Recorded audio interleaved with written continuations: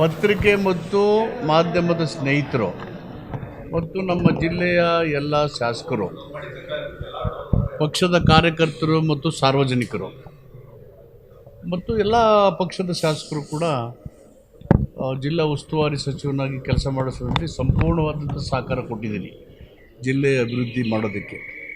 ಅದಕ್ಕೆ ನಾನು ನಿಮಗೆ, ಎಲ್ಲ ಶಾಸಕರಿಗೆ, ಸಾರ್ವಜನಿಕರಿಗೆ ನಾನು ಆಭಾರಿಯಾಗಿದ್ದೇನೆ.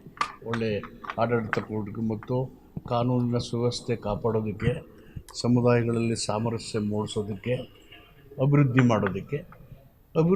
ಮಾಡುವಂಥ ಕೆಲಸ ನೀವೆಲ್ಲ ನಮ್ಮ ಜೊತೆಯಲ್ಲಿ, ನಮ್ಮ ಸ್ನೇಹಿತರೆಲ್ಲ ಖುದ್ದಾಗಿ ಎಲ್ಲೆಲ್ಲಿ ಅಭಿವೃದ್ಧಿ ಅಂತ ಕರ್ಕೊಂಡೋಗಿ ನಿಮ್ಮೆಲ್ಲ ತೋರಿಸಿದ್ದೀನಿ.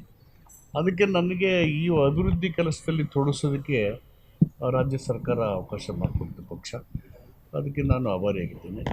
ಅದನ್ನು ಹೊರತುಪಡಿಸೋ ಸದ್ಯಕ್ಕೆ ರಾಜಕೀಯವಾಗಿ ಏನೂ ಪ್ರತಿಕ್ರಿಯೆ ಇಲ್ಲ. ಸಚಿವ ಸ್ಥಾನ ಇಲ್ಲ ಅಂದ ತಕ್ಷಣ ಮುಖ್ಯಮಂತ್ರಿ ಆಗಲ್ಲ ಅಂತೇನಿಲ್ಲ.